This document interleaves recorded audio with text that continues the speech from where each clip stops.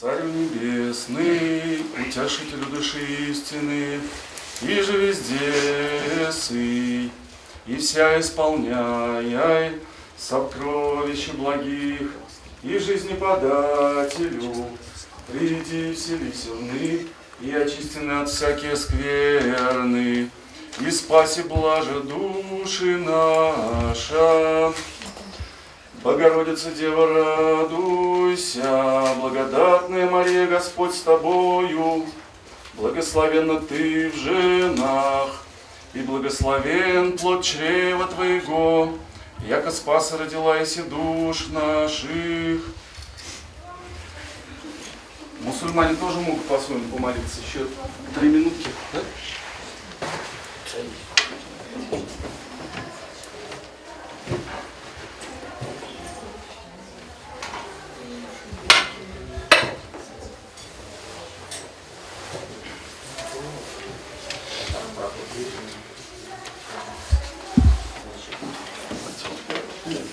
Рабочий листок, чтобы записывать важное.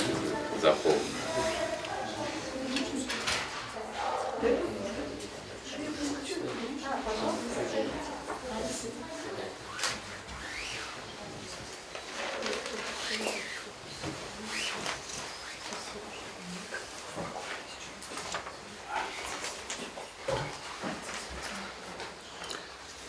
Сложная работа. Я вчера интернет впервые на телефон купил, 5 часов потратил, но так и не смог наладить прямую трансляцию и прочее. Достаточно сложная вещь. Да, мозги нужны молодые. Ну и привычка нужна, надо поработать. Делать не только мозга. Я вообще таких людей не видел, которые сразу это одолевают. Потому что есть там нюансы технические, которые надо просто знать. И показать как.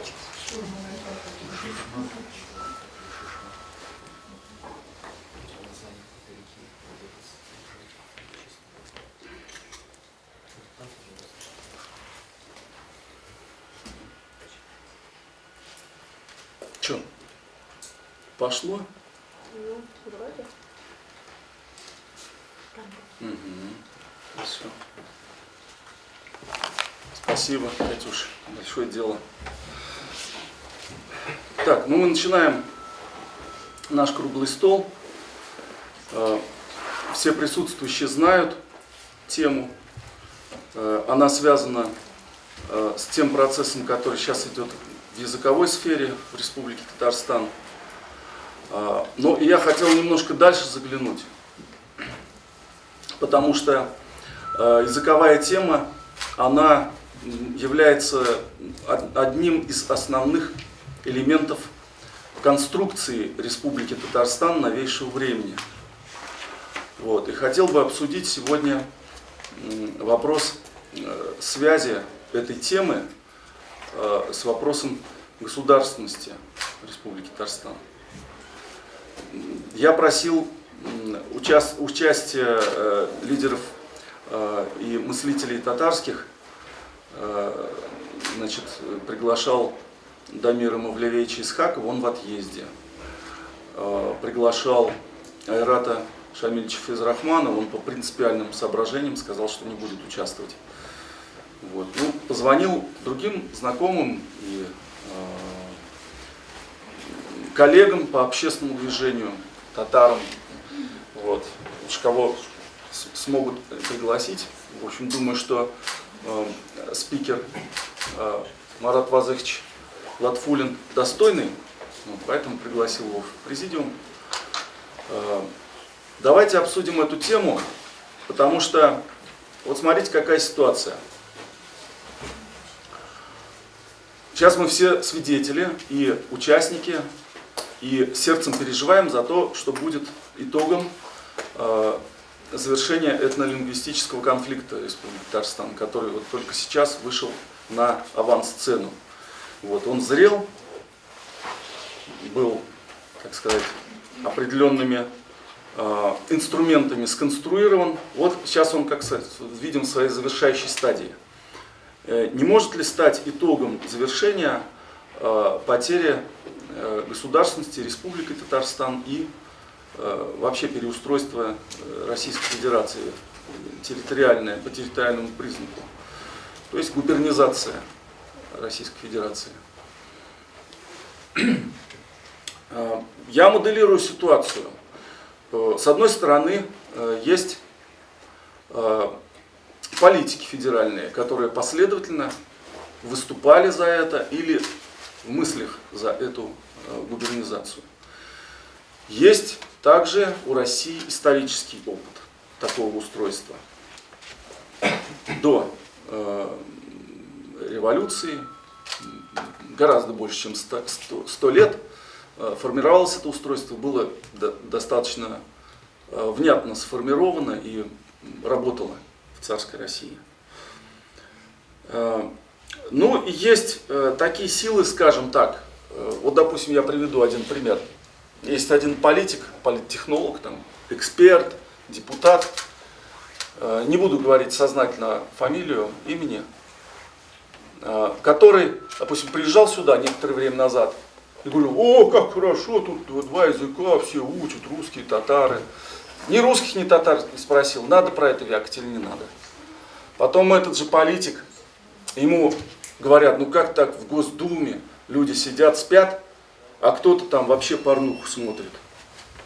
Он говорит: ну заснуть-то можно, но смотреть порнуху такого быть в принципе не может. Ему говорят: да вот же у меня тут на телефоне записано, вот смотрите, показывает. Вот смотрит, я ничего не вижу. Как вы не видите? Вы видите, видим. Вы видите, все видят.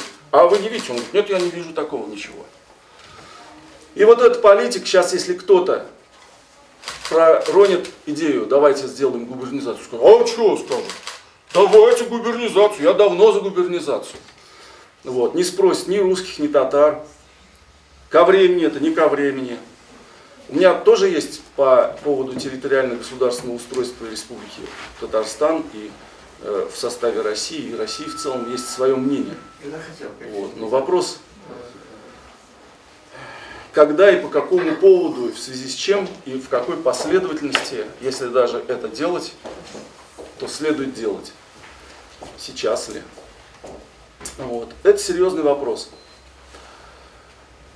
Сегодня была заявлена в качестве спикера Ольга Ивановна Артеменко. Значит, это ведущий специалист по этнокультурному, этнолингвистическому образованию в Российской Федерации. Человек, который знает все тонкости и для народов Крайнего Севера, и для народов, которые имеют устойчивые движения в силу численности, в силу организационных форм, в силу, допустим, наличия государственности. Вот. К сожалению, она не смогла приехать, к сожалению или к счастью, потому что ей сейчас дали задание в Министерстве образования на разработку концепции, новой концепции, потому что сейчас слова Путина летом и его поручения были удивительны, для многих неожиданны. Вот. Но сейчас и вот Министерство образования Российской Федерации взялось за эту проблему. И если присутствующие не против, я сейчас ей позвоню, включу громкую связь, и она основные моменты, то, что планировалось, выскажет. Не против присутствующие? Вот я специально вчера, интернет не получилось, но положил деньги, чтобы можно было с Москвой поговорить минут 10. Сейчас ей дадим.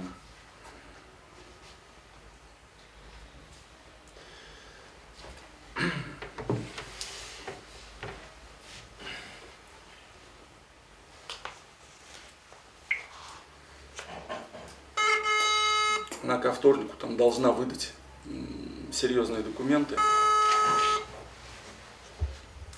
Это важнее, конечно, чем приехать в Казань.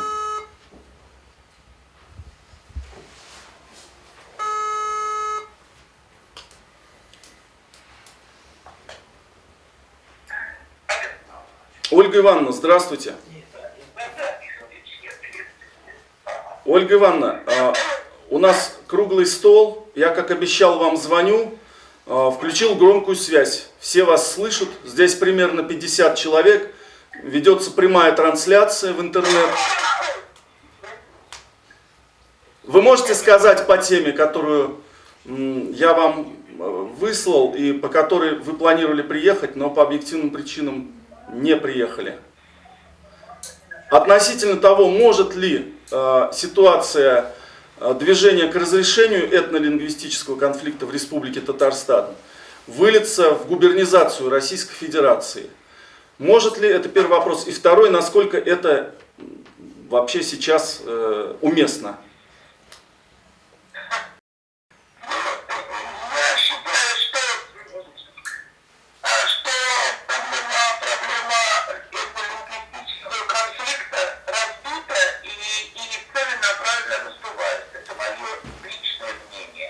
Кем?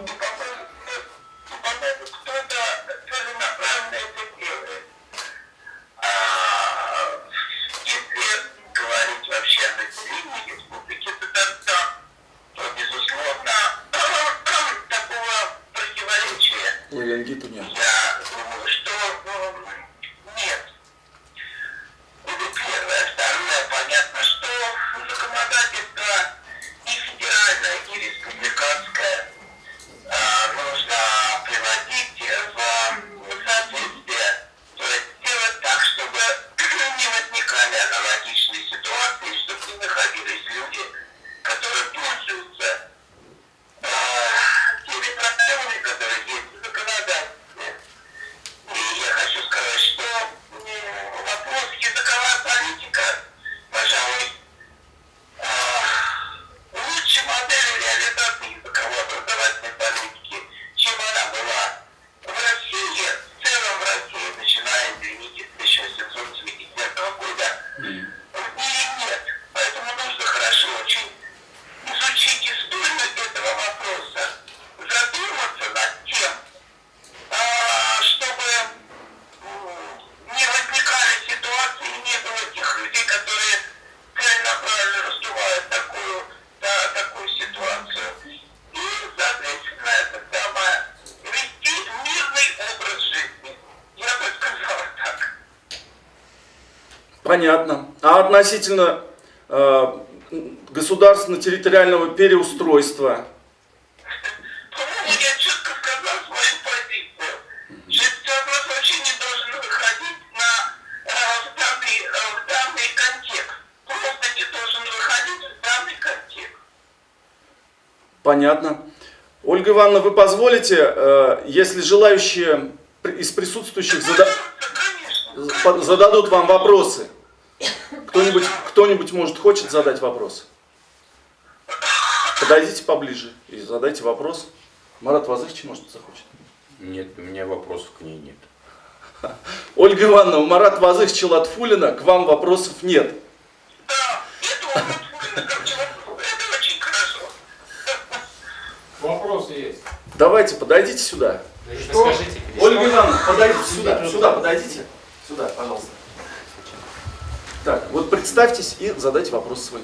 Александров, член Совета равноправия и законность. Вопрос следующий. Что вы сейчас готовы предложить Минихану? Пункт 1, пункт 2, пункт 3. Ну и так далее. Ну, в связи с создавшейся ситуацией. Конкретные меры, да. Ольга Ивановна, вопрос понятен? Безусловно, понятен. Я думаю, что, во-первых, у меня нет необходимости Миниханову задавать вопросы. Просто нет необходимости. Я думаю, что Миниханов знает хорошо, должен знать хорошо и федеральное, и республиканское законодательство. И, соответственно, принимать те меры, которые он обязан принимать, как, так сказать, руководитель субъекта. Понятно, Ольга Ивановна. Есть у кого-нибудь еще вопросы? Ольга Ивановна, скажите, пожалуйста, собранию о той работе, которая сейчас ведется Министерством образования, и, может быть, вы в курсе в Госдуме, вот по этим поручениям Путина и в связи с этими поручениями, вообще в связи с всей ситуацией, в той мере, в которой вы можете об этом сейчас говорить? Это мой вопрос. Понятно. Но я думаю, что и министерство, и Дума, соответственно, анализируют эту ситуацию, соответственно, разбираются, почему так произошло. Я, например, считаю, что вообще социологи, которые занимаются данным вопросом, просто довели до такого состояния ситуацию. Потому что, в общем-то, те процессы, которые шли в республике, да, они отслеживались, вот те процессы, которые создавали условия для межнационального напряжения, в республике, в общем-то, развивались уже давно. И это многим было видно. К сожалению, вот академические институты, которые занимались этим вопросом, к сожалению, не видели и не поднимали проблему. Я думаю, что если бы раньше заняться этой проблемой серьезно, обратить внимание, проанализировать ситуацию, проанализировать законодательство и понять, что является причиной для того, чтобы возникали такие проблемы, которые сейчас, вот, можно сказать, выявились вдруг так неожиданно. Вот. Если все это было раньше, я думаю, что было бы спокойнее. Это первое. И, в общем, понятно, что нужно менять ситуацию, нужно менять законодательство для того, чтобы, в общем-то, все шло на уровне норм и федерального, и регионального законодательства. Вот и все. Понятно. И я думаю, что и в Думе над этим задумались и будут сейчас работать серьезно и планомерно. Но понятно, что в первую очередь это функция Думы, а потом уже министерство выполнять законодательство и по законодательству прорабатывать нормативно-правовые акты. Да, вопрос, конечно, где они были раньше, ну ладно, это риторический вопрос. Ольга Ивановна, вот скажем... Наука должна задать этот вопрос. Наука, конечно, да. Ольга Ивановна, а вот хотелось бы, чтобы вы персонифицировали с вашей точки зрения, кто использует эту ситуацию для какого-то раздувания, разжигания, для этих вот истерических форм. Этот вопрос должны социологи отвечать, а не я. Именно социологи, которые должны анализировать те процессы, которые происходят в социуме, и делать выводы. А с вашей-то точки зрения? Я не занималась этим вопросом. Этим вопросом должны заниматься специалисты. У меня языковая образовательная политика. То, что я видела, исследовала, я об этом говорю, извините, с 2005 года. Пишу. Я писала справки в администрацию, я давала справки в Думу. Вот, я выступала на всех мероприятиях, куда меня приглашали. Я открыто в детстве говорила то, что я, как специалист, который занимается языковой образовательной политикой, видела. Ольга Ивановна. Позицию многие знают. Я считаю, что практически все знают. Ольга Ивановна, я сам поправлю. Екатерина Матвеева, она член антикоррупционной комиссии при Министерстве образования Республики Татарстан и руководитель горячей линии по поборам и модератор группы поборов Республики Татарстан. Здравствуйте. Сегодня вот сейчас буквально мне поступило письмо, которое Министерство образования Республики Татарстан разбросало по всем районным управлениям образования. И в этом письме в ущерб всем учебным планам написано, что родные языки, литературное чтение на родном языке 2 часа, допустим, и 3 часа. И плюс к этому еще добавляется татарский язык как государственный язык Республики Татарстан. То То есть они опять у нас диктуют учебные планы всем учебным заведениям, притом опять в ущерб образовательной программе. Если изначально говорили, что будет 3 родных языка по школам, то сейчас я смотрю сетку эту, здесь у нас написано 4 и 5 занятий опять родного языка. Притом они делают пояснение, что родной язык является у нас обязательным в образовательной программе. Татарский. Родной язык – это родной язык и литературное чтение, плюс татарский язык как государственный язык. То есть это опять 4-5 уроков у нас будет непонятно чего, и притом они где-то сделают пометку, что это добровольно. Теперь возникает вопрос, что русскоязычные дети должны делать эти 4-5 часов, если это, скажем так, все включено в обязательную программу. И такой вопрос, если родители вообще отказываются, как написано, добровольно, чем дети будут заниматься в эти пробелы? То есть не создает ли Министерство образования у нас таким образом, Региональное министерство. Да, Республики Татарстан, как раз напряженную ситуацию, потому что под этим именно документом здесь у нас 6 человек подписались, это Шарипова, Федорова, Зарипова, Абдулин, Мухаметов и Фатахов. То есть таким образом создается ситуация конфликтная на уровне школ, чтобы столкнуть родителей русскоязычного населения и татароязычного. То есть получается, что они опять у нас все учебные планы переделали, директора, учителя у нас уже не знают в течение недели, что делать, потому что их каждый день тыркают. Сначала говорят, учебные планы разрабатывают учебные заведения. Сейчас у нас уже потом говорили, что будет 3 часа у каждого родного языка, или татарского, или риторики, эти документы к нам тоже попали. Либо у нас сейчас обратно все переделывают и делают 4-5, а где-то даже 6 часов татарского или родного языка. Ваш вопрос, и вы на него же ответили. Да, я с вашим ответом полностью согласна, что сейчас недопустимо что-либо, так сказать, давать какие-то указания. Сначала нужно разобраться во всем, да, и подождать, когда будет принято решение на федеральном уровне с этой ситуацией. И только после этого давать какие-то указания. У вас есть, вы все знаете поручение президента Российской Федерации.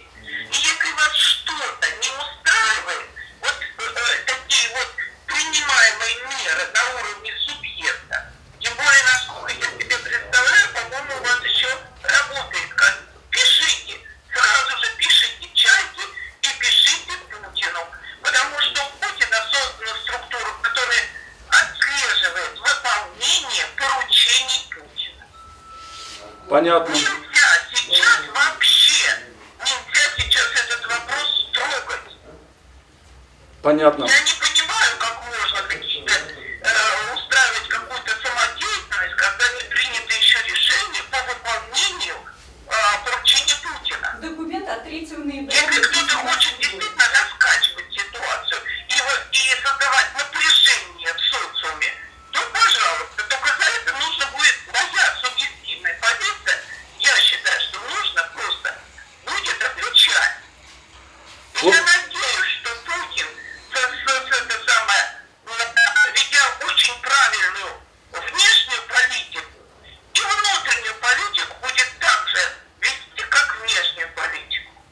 Понятно, Ольга Ивановна, этот документ, вот Екатерина добавляет, от 3 ноября, то есть это вот как бы реакция свежая. Сегодня 4 ноября. Кто-нибудь- разбросали. Кто-нибудь еще хочет вопрос задать? Да, очень хочется узнать, когда у нас все-таки отстранят от... Ну, сами задайте ей. Начинайте какие-то разборки, выяснения, рассуждения, накачивайте людей, люди многое не понимают, не осознают, не зная законодательства, не зная ошибки, которые есть в законодательстве. Начинаете вот устраивать разборки. Вы же грамотные взрослые люди. Зачем вообще это все делать? Соберите документы и отправляйте в соответствующие органы, которые сейчас этим вопросом серьезно занимаются. Ольга Ивановна, Катя Беляева, Екатерина Васильевна Беляева хочет вам еще вопрос задать. Да, конечно, пожалуйста. Ольга Ивановна, мы уже собрали очень много документов и очень много их отправили. Родители уже очень хотят знать, когда Министерство образования Республики Татарстан в полном составе отправят в отставку за то, что они мало того, что не выполняют своих полномочий, они еще лезут в полномочия, которые должны исполнять школы. Они лезут в учебный процесс. Мы очень хотим уже все знать, когда Министерство образования Республики Татарстан в полном составе уйдет в отставку. Но это не к Ольге Ивановне вопрос. Люди, вы же понимаете, людям свойственно делать ошибки, но понятно, что люди должны осознавать, что за свои ошибки не должны отвечать. Я думаю, что будьте спокойно, без всяких эмоций, собирайте материалы, посылайте. Ольга Ивановна, Еще работают, люди еще работают. понятно. И ничего быстро не должно делаться, потому что из-за вот этой вот быстроты допускаются ошибки. Понятно. Не революция, эволюция. Еще один вопрос, Ольга Ивановна. Все спокойно, нормально. Хорошо читайте законодательство федеральное. Именно федеральное законодательство, потому что верховенство законодательства федерального, это все хорошо знают. У нас федеративные отношения, у нас не конфедеративные отношения. Поэтому все спокойно, тихо, все будет. Я просто глубоко убеждена, что все будет приведено в нормы, в соответствии, все люди будут довольны.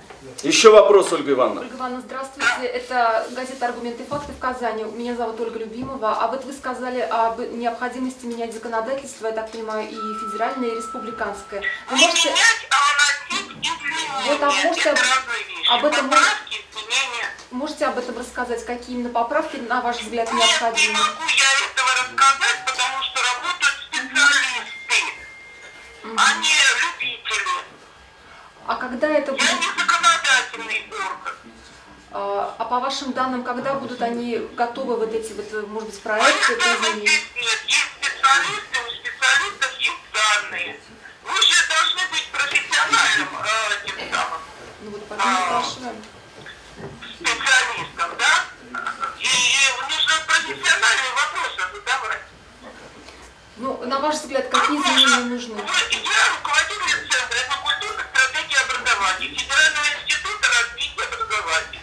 Я занимаюсь языковой образовательной политикой в рамках реализации федерального законодательства. Ну, вы же упомянули об этих изменениях, я поэтому спрашиваю, какие, на ваш взгляд, нужны изменения? Мое субъективное мнение, что должны вноситься изменения, поправки после серьезного глубокого анализа. Почему возникла такая ситуация только в Татарстане? Приписывайте Башкортостану? Нет, я вернулась из Уфы. Нет, не надо говорить. Приписывайте Якутию? Нет, не надо говорить. Какой там еще, там у вас постоянно идет информация? Субъект Татарстан в своих, так сказать, этих там, в реализации политики уникален. Ни один субъект, они позволяют себе делать таких действий. Спасибо. Понятно, Ольга Ивановна, понятно. Борис Бегаев хочет задать вопрос. Если задаешь, то иди задавай. Бумажечка. Потом продаю. Добрый день. С праздником, кстати, Дня народного единства. Ольга Ивановна. Значит, да, Борис Бегаев, член Общества русской культуры. Значит, такой вопрос. Совсем не вот на этой неделе Михаил Юрьевич побывал на круглом столе. На круглом столе «Бизнес онлайн». «Бизнес онлайн» очень... Я читала, да, я читала. Да, но то, что было... Читаю все материалы, да. Сейчас корреспондент у меня из бизнес онлайна. Мы уже с ним день работали, еще дня 3 поработаем. Так что вся информация, которой я владею, будет в этой Ольга Ивановна, электронной, это же электронная газета. проблема в том, что пишет «Бизнес онлайн», и то, что происходило на круглом столе, немножко разнится по сути. Вот я прослушал аудиоверсию полную круглого стола, значит, где присутствовало очень много самых настоящих экспертов по этому вопросу, которые открывали, раскрыли, можно сказать, суть конфликта. То есть много вещей назвали, которых я лично не знал. Вот. И, значит, на этом круглом столе был затронут такой вопрос.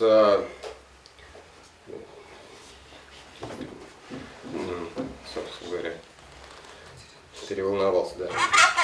Да, я пропал сейчас. Он формулирует. Да, вот суть такая, что нас 25 лет или 27 лет убеждали в том, что законодательство Республики Татарстан устроено таким образом, что два языка, русский и татарский, в Республике Татарстан являются равноправными. И таким образом обустроили всю систему образования, что ни у кого не возникало сомнений, что преподавание обязательно татарского языка и преподается в равных объемах. В общем-то, никому не давалось возможности этот момент оспорить. Собственно говоря, с 2009 года я лично участвовал в протестных мероприятиях, чтобы добиться добровольного права, значит, изучать русский язык в полном объеме и выбирать количество часов татарского языка.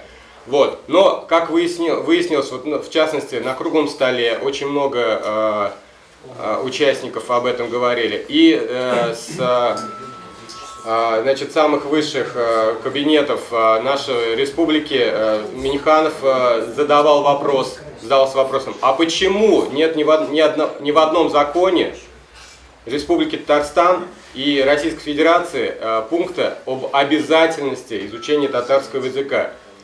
И вот на круглом столе, там в частности, вот Михаил Юрьевич подтвердит, была такая фраза, что, ну да, такого пункта нет, ну, пришлось немножечко схитрить, вот, и чтобы вот преподавание осуществлять в равном объеме. Вот, как вы считаете, возможно ли на государственном, на республиканском уровне такой термин, как схитрить, и вот возможно ли нарушение законов, почему нам все эти годы нас принуждали изучать татарский язык, хотя пункта такого, оказывается, в законодательстве нет, что об обязанности.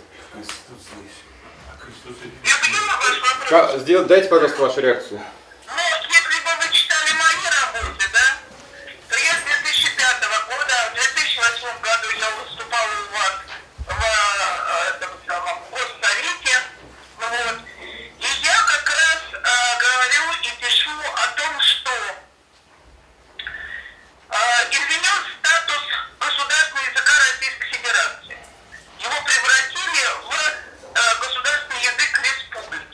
На основании того, что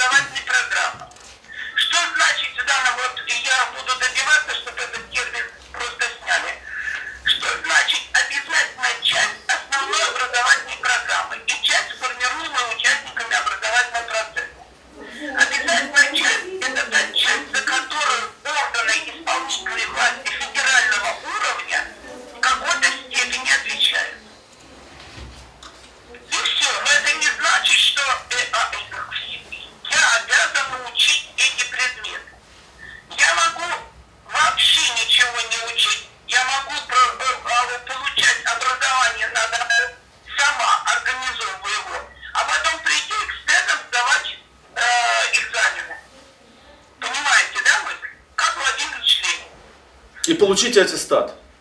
И получить аттестат, совершенно верно. Я могу получить аттестат с прочерком по какому-то предмету, но получить аттестат. Поэтому, понимаете, просто, по-моему, специалисты, которые должны все это дело объяснять на уровне субъекта, этим не занимались, а вкладывали свой смысл в те термины, с которыми они встречаются. И, наверное, очень плохо знают историю вопроса.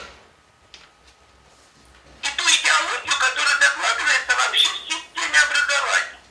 Дело в том, что государство строит школу и выступает заказчиком по отношению к тому, какого человека это государство в дальнейшем получит. И государство, соответственно, формулирует тип личности всегда, за исключением 92 года. Но я надеюсь, что мы в конечном итоге придем к воспитательному идеалу. То есть, какую личность государство хотело бы получить в плане патриотизма, в плане доброжелательности, мира, согласия и так далее. Тип личности – это воспитательный идеал. И этот воспитательный идеал должен сформулирован быть в законодательных нормах, да? И это заказ государства по отношению к школе. Дальше государство заинтересовано в грамотном населении. И мы эту политику реализовывали, извините,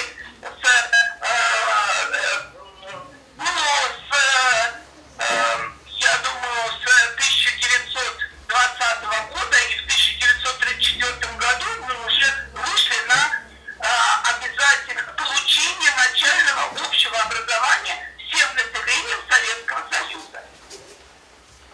Поднять грамотность населения, потому что от грамотности населения зависит экономическое развитие государства в целом. И государство заинтересовано в этом экономическом развитии. Ольга Ивановна, спасибо вам. Да, и вот это в общем, если будете прослеживать, нигде не написано даже по отношению к русскому языку, что кто-то обязан его изучать. Понятно, что экономические факторы влияют на мою мотивацию, на мотивацию родителей, и все пойдут изучать русский язык. Этот фактор очень важен, экономического мотива у населения. И его, безусловно, государство, так сказать, формирует этот мотив. Но Республика Татарстан решила формировать мотив к татарскому языку. Но, к сожалению, федеральное законодательство, Конституция Российской Федерации так напрямую не позволяет им это делать. Но им, похоже, очень хочется. Вот все, что я могу сказать.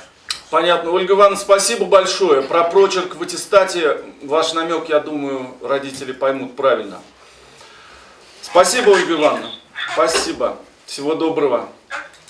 Потом вышлю вам результаты и ответы аудитории на ваши постановки. Так, ну, ладно, денег хватило. Марат Вазыхович, ваше слово.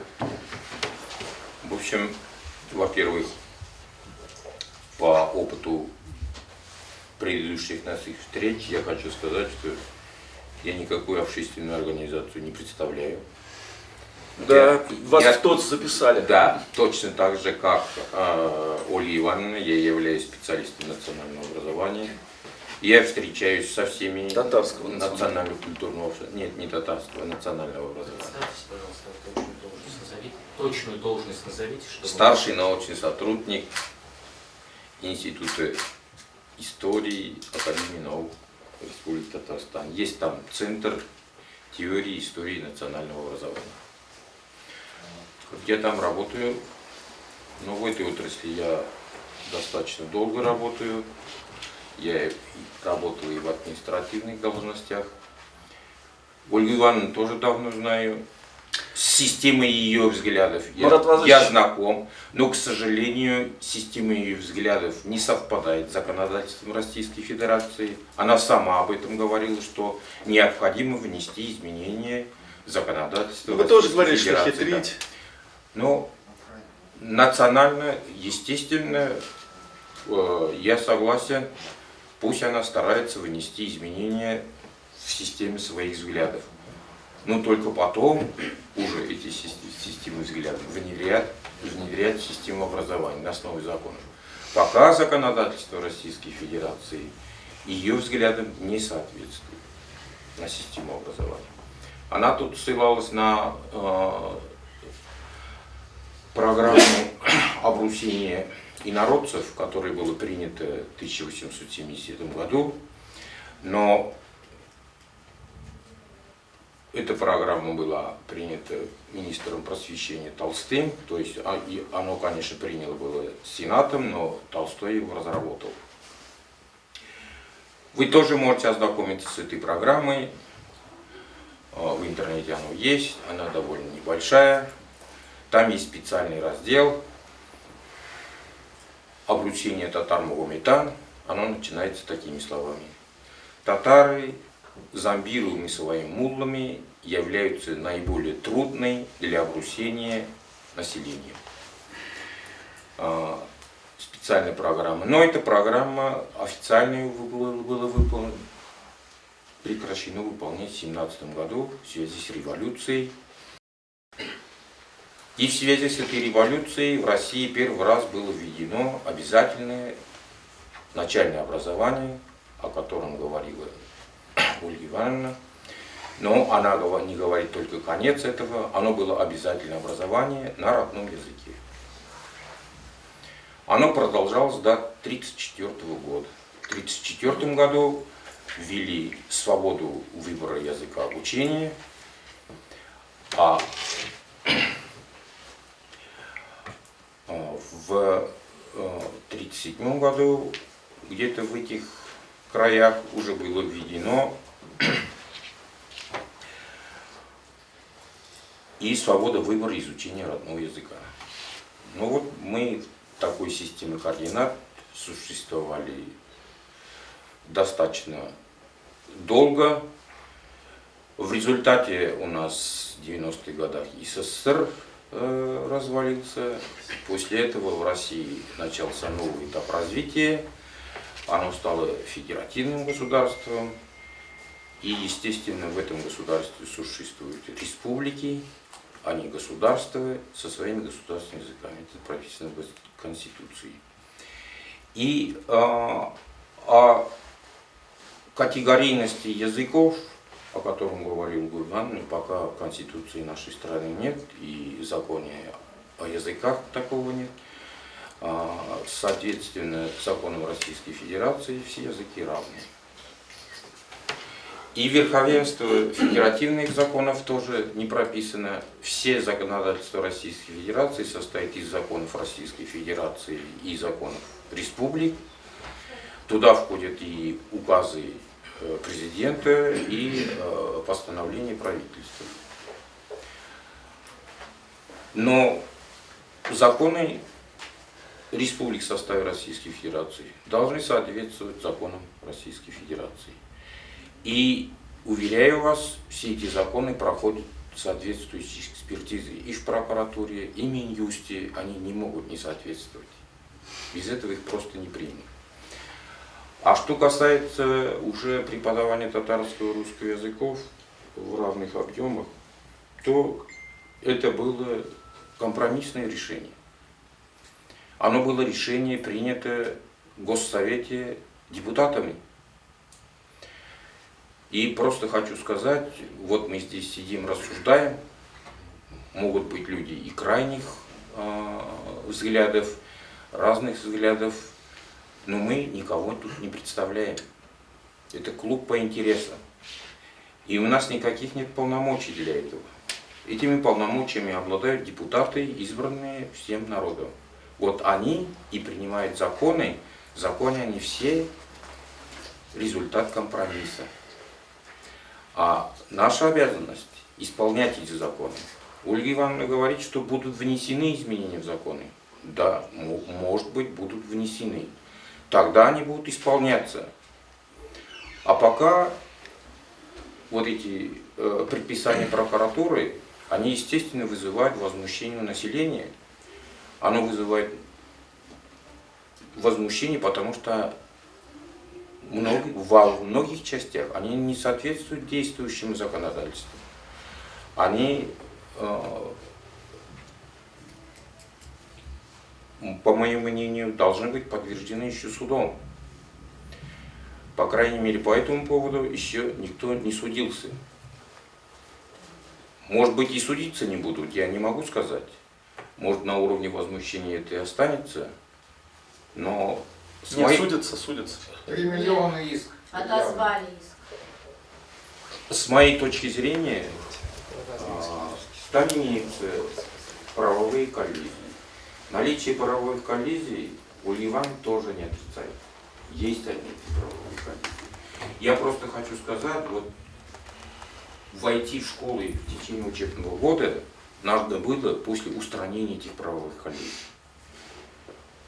Потому что ни директор школы, ни учителя никак не виноваты в том, что в законодательстве имеют правовые коллизии. И имеются разные желания у родителей. Они диаметрально противоположные. А школы эти государственные. Они для всех созданы. Поэтому, ну правда, наше законодательство позволяет обучаться на дому. Кого не устраивают эти государственные школы. То, что говорила Ивановна, уже прописано в законе. Все имеют право обучаться, каждый родитель может обучать ребенка своего дома, сдать экзамен экстерн. Никто этому не препятствует. А что касается добровольности изучения всех предметов на основе интересов, в смысле таких экономических потребностей. Но эти потребности тоже создаются на основе законодательства государства.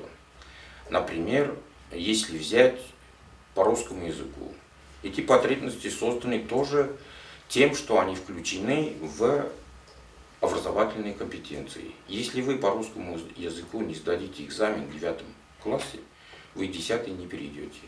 Вы останетесь с основным образованием. И ни в одно училище не сможете учиться. Если вы не сдадите русский язык в 10 классе, вы не получите, так как у нас единые экзамены. А раньше было в поступлении в вузы. Тоже не получите высшего образования. А во всех работах, во всех должностных инструкциях написано, должен обладать соответствующей квалификацией. Это имеется в виду, что вы должны знать русский язык уже априори, без этого вы никакую специальность не получите. И аттестат, диплом не получите, зарплату получать не сможете. Вот так это устроены потребности. А если свободу выбора родных языков, предметов, если языковой области, то должны быть и потребности разные, условия разные. Например, по сохранению родным языкам в мире принят только один документ. Это образовательные компетенции. Родные языки входят в образовательные компетенции. Без сдачи экзамена по родному языку вы просто не получите аттестат об образовании. Это вот в Сингапуре точно так же, которые наши школы изучают их методики, потому что там качество образования самое высокое. Но правда тоже они думают, что качество образования в Сингапуре высокое только из-за того, что люди пересаживаются из одного стула в другой, во время уроков нет. В Сингапуре жесточайшая система отбора. Там после начальной школы вы сдаете экзамен по математике, по родному языку, по государственному языку, по иностранному языку, и по результатам этих делят пополам детей. Половина идет в основную школу, а половина типа училище профессиональное. А после 9 класса такие же экзамены, опять половина, которая более успешная половина, идет в гимназии, лицей для подготовки вузов, а остальные типа техникумов. Поэтому там с 1 класса учатся с репетитором. Вот такая жесточайшая система образования в Сингапуре. Там просто посидев, как у нас 10 лет в школе, аттестат не получите. И точно так же европейских стран, я уже не буду говорить, там, правда, система более не такая жесткая, там разноуровневые программы, но система школ тоже разная. Вы можете после сдачи экзамена в начальной школе пойти в среднюю школу, гимназии, лицеи и профтехобразование. Только после гимназии и лицея можно получать высшее образование. И желаний родителей никто не смотрит. Как сдал ребенок эти экзамены, точно так же и сдал. Но там среди экзаменов есть и официальный язык, и иностранный язык, и родной язык. У которого совпадает официальный язык с родным, они сдают второй иностранный. Вот так устроено в мире.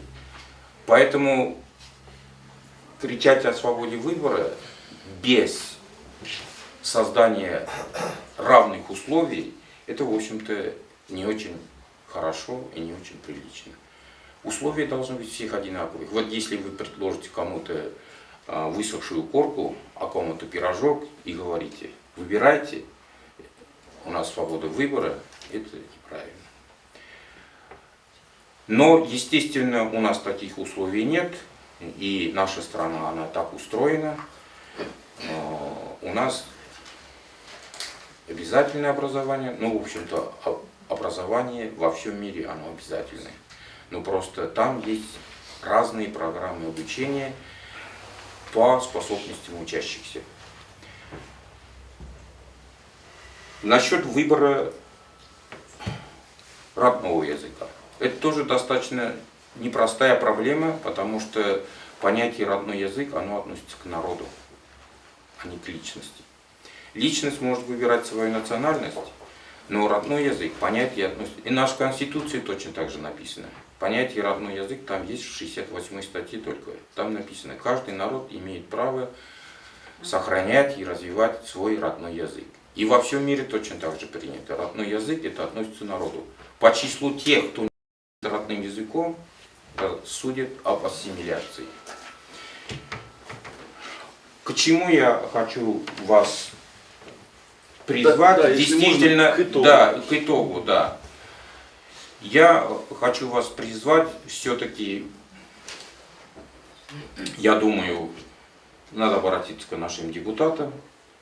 Они, как полномочные представители, этот вопрос должны решить. Разрулить. Да, разрулить. Но я не сторонник демонстраций, я не сторонник пикетов.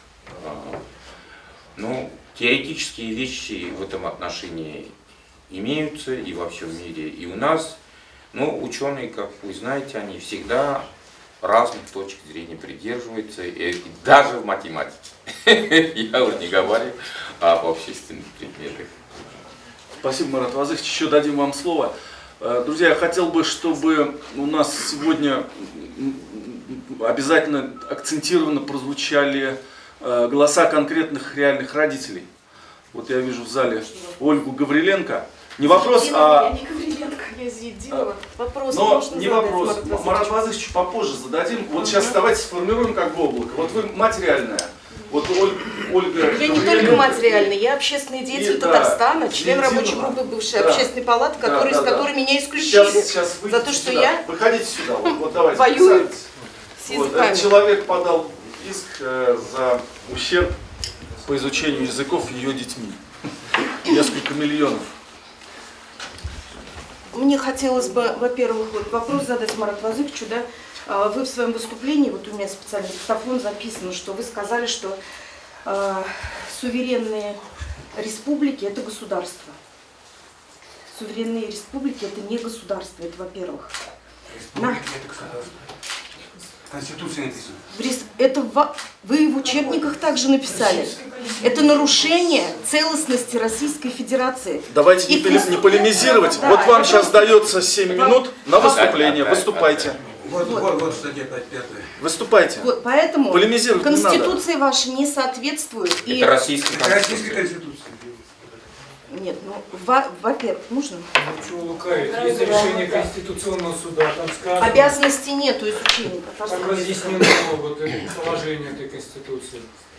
Я на круглом столе сказал, хватит нас макать в законодательство рожей. Статья 5. Законодательство должно соответствовать, Российской во-первых, региональное, федеральному, а во-вторых, законодательство должно соответствовать реалиям. Конечно, Правильно? много лет утекло с тех времен, и как бы мы должны меняться, мы не стоим же на месте, правильно? Статья 5. Российская Федерация состоит из республик, краев, областей. Второй пункт. Республика, государство, в скобках, имеет свою конституцию. Вот эти скобки, их нужно будет убирать. И это то, что вы говорите. Конституция Российской Федерации. Пусть убирают. Мы-то здесь это не решаем. Поэтому полемизировать не мы надо, и хотим, что именно обязанности в Конституции Татарстана нету закрепленной обязанности изучения татарского языка. Просто я хочу сказать, как мать, да, ребенок настолько, у меня 3 детей, я многодетная мать, да, настолько дети, а старшему мальчику уже 29-й год, да, у меня 2 внучки. Я как бы уже смотрю, что старший сын мне тоже говорит, мам, ну, говорит, зачем у меня 2 внучки, у меня 3 годика младше, старшей внучки годик младший, я не хочу, чтобы мои дети учили. Мы общаемся на русском языке. Причем у меня, как бы, я сама могу разговаривать по-татарски, я понимаю, понимаете, я вчера перед прессой выступала, как бы говорила на татарском языке. Понимаете, у меня было желание, сегодня ко мне утром приехал одноклассник, скидывался со встречи нашу вот полемику, как мы встречались, разговаривали, и он говорит, помнишь, даже было такое, что я сама 69-го года рождения, у нас и был одноклассник такой, Идрисов Тимур, да, и он не ходил на татарский, а за него вот этот, который сегодня у меня был, Слава Просвернин ходил. И он, говорит, Тимурик мне говорил, Славка, сходи. И я, говорит, говорил, что я Идрисов Тимур, и я с удовольствием шел. И я ходила. Мы с одноклассницей ходили, понимаете, а татары сбегали. Зачем? Я считаю, надо заинтересовать. Если нашему народу татарстанскому в Татарстане, в других республиках, Башкортостан, Мариэл, будут государства не на 4 учебника татарского языка деньги выделять и 15% надбавку учителям давать незаконно, о чем я написала в ФСБ, в прокуратуру в генеральную, встречалась в МВД с замминистра Романова. То есть все это незаконно. А сделайте лучше, заинтересуйте людей, чтобы люди поехали в деревню, откройте там, значит, дайте землю, мы построимся. Я бы с удовольствием сама продала квартиру в Казани и в село поехала. И преподавала бы, например, какие-то юридические, у меня юридическое образование, химическое, и я бы преподавала, возможно, какие-то, ну просто, как говорится, кружки, возможно, правоведения какие-то. Заинтересуйте по-другому. То есть это нужно со стороны власти было делать по-другому, заинтересовывать, я считаю. Поэтому вот эти вот, коллизии в законах, действительно они существуют. Это как юрист уже и с многими коллегами встречалась, обсуждали мы. Да, они существуют. В решении Конституционного суда, на которое вы ссылаетесь, 2004 года, там не прописано по делу, когда гражданин подал в суд, там опять-таки не сказано об обязательном изучении языка татарского. Я добиваюсь того, чтобы моему ребенку, я не против татарского языка, я заявляю всем это открыто, честно. Я сама бы даже, может быть, ходила, да если бы сделали бесплатные курсы. С удовольствием и детишек, и внучек своих за руку взяла и пошла бы. Ну давайте сделаем это, давайте сделаем. Я сама, у меня муж татарин, понимаете? Давайте сделаем это красиво, давайте сделаем это добровольно. Мы сами пойдем. Сделайте так, чтобы как раньше мы ходили, мы с удовольствием пойдем. Я, например, с удовольствием внучек водила. Заинтересуйте. Вот. А то, что, значит, обязывают, я не подала в суд для того, чтобы ущемить как-то права татарского народа и татарский. Я не на татарский язык подала в суд. Я подала на то, что мой ребенок, во-первых, на домашнем обучении недополучил 60 часов вместо 120. А второе, я подала на то, что моему ребенку не додали государственного языка, русского, и за период 7 лет. Вот отсюда такая сумма. То есть подсчитали часы, встретились с коллегами, действительно есть коллизии в законах. Будем разбираться до Страсбурга, значит. Все. Спасибо. Можно попросить Ольгу прокомментировать распространяемые ее личные сообщения в переписке. Вчера задавали вопрос, я всем ответила. Обидное название. Да, мой ребенок, то, что ребенок я, значит, оставила планшет, которым я пользуюсь, да, он болеет у меня, сейчас до сих пор на больничном, как бы сидит дома. В каникулы заболел ребенок, я ушла, с 5 где-то меня до 10 не было дома. Ребенок взял планшет, начали приходить сообщения: ты, извините, шмара, ты подстилка, под татарина легла. Это что такое вообще? Это что такое? У меня, я вам расскажу, да, у меня папа, у него отец хохол с Полтавы, а бабушка с Воронежа, это папина, значит, в Лиске, в городе Лиске. Моя бабушка, я хочу сказать, я многонациональная. Понимаете? И недопустимо вот это, чтобы ребенок уже вот этими силой, оскорблением в наш адрес русскоязычных, ты там урус моржа, естественно, и так дали 4 учебника татарского и ни одного учебника русского. Вот только после жалоб моих выдали учебник русского языка. Что это такое? Почему? Естественно, дети агрессируют. Старший сын говорит: мама, я иск подам. Старший сын говорит: я тоже иск подам. То есть мальчишке 29-й год. И дети категорично настроены. Зачем мы это делаем? Я не пойму. Для чего? Мы должны всю жизнь в мире жить, как будто кто-то специально нас, понимаете, провоцирует. Вы посмотрите, что на Украине происходит. Нам что, нужна Украина? Нам это не надо. Давайте дружно жить, давайте решать вопрос, на самом деле, о добровольности. Мы сами будем ходить. Я с удовольствием сама поведу, я вам говорю, сама пойду. И внучек поведу. Но просто давайте как-то это будем вместе решать, сообща. И никаких не будет ни оскорблений, ни полемик, и ни круглых столов. Спасибо. Фанталгат, ты сейчас скажешь или попозже подытожишь? Ну, могу сказать сейчас. Ну, так, я принципиальный вопрос. Давайте сейчас. Хорошо. Я могу... Я по блату тебе, как твой сосед. И не только должно быть, вообще не только. Потому что я представляю философский металлургический центр. Да, сам себя представь. Да, кто ну, тебя Пан Валишин. Там недруги и други знают, значит, кто я такой, и в элите, и в общественности, так скажем. Ну, я, прежде всего, начал бы... 7 минут. Ну, хорошо, я там думаю, уложу. Раз уж дали слово, я хочу эту трибуну использовать для того, чтобы начать не только вот, почитая иконы Казанской Божьей Матери, да, но ноябрьские дни вообще это особые дни для российской цивилизации.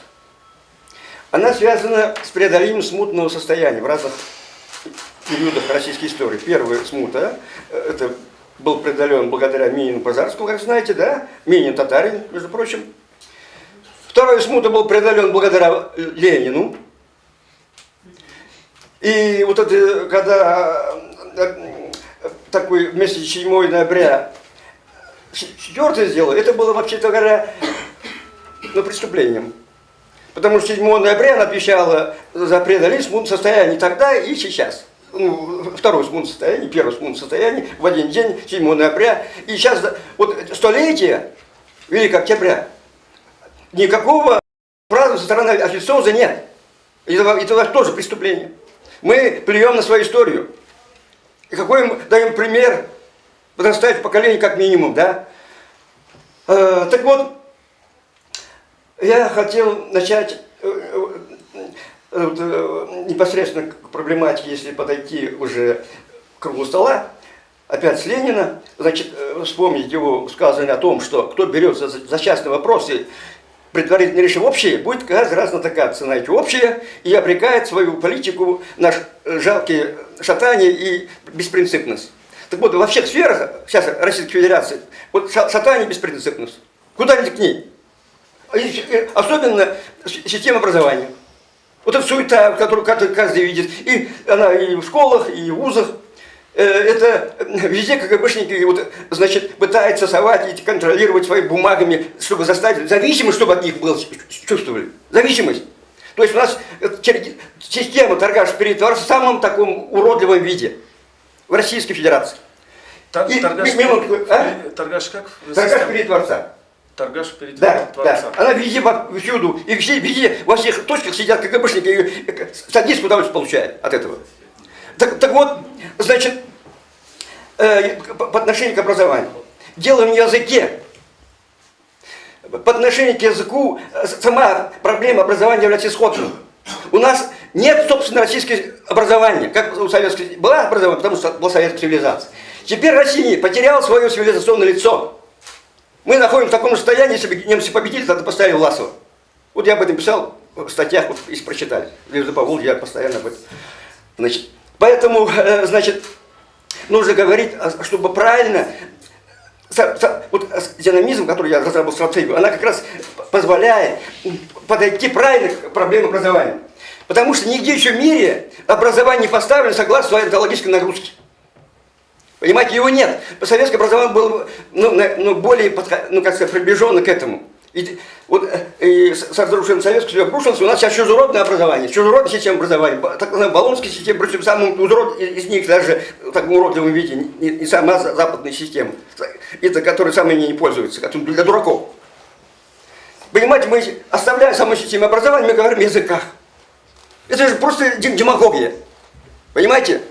Так вот, мы, как все, значит, моего возраста, все мои воспитанники, выходцы из советского образования, я татарин.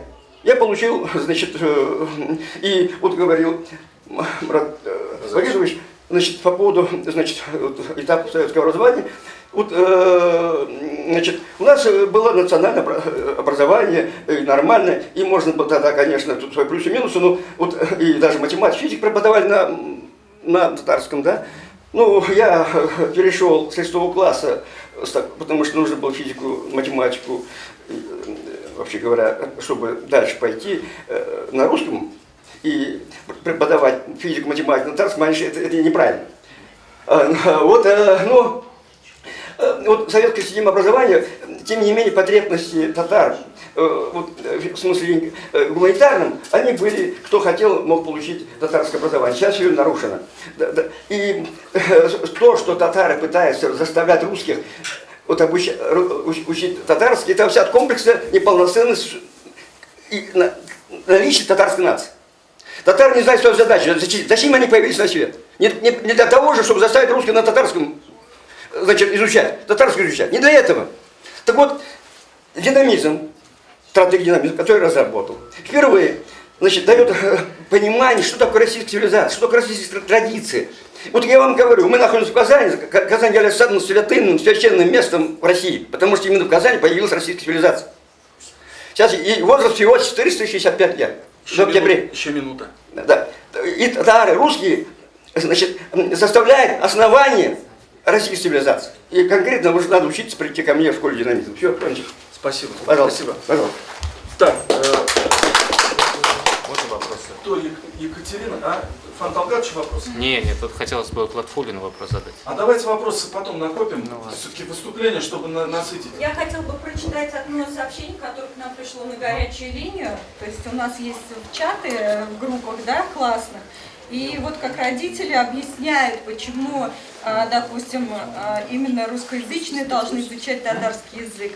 А мне как родителю важно, чтобы пока мой ребенок занимается татарским, чтобы другим детям не давали ни математики, ни русского, ни чтения, ни окружающего мира, ни английского. Мне кажется, я не одна такая, поэтому интересуемся, чем будут заниматься другие дети.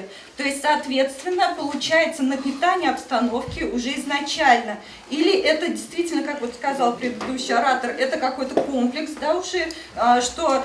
Почему они собственный язык не воспринимают, что это как благо, да? Но тем не менее они навязывают, чтобы другие дети не занимались ни математикой, ни русский. Вот отсюда как раз идет, скорее всего, вот это письмо из Министерства образования, да? Что все должны в равном объеме, неважно, чем они будут заниматься в этот родной язык и родную литературу. Кто-то татарским, а кто-то вот риторику, на что это за предмет. Честно говоря, никто не понимает. Татарского языка как обязанность, как повинность. Как повинность. Ну, наши добровольные татары тоже могут А знание русского не повинности.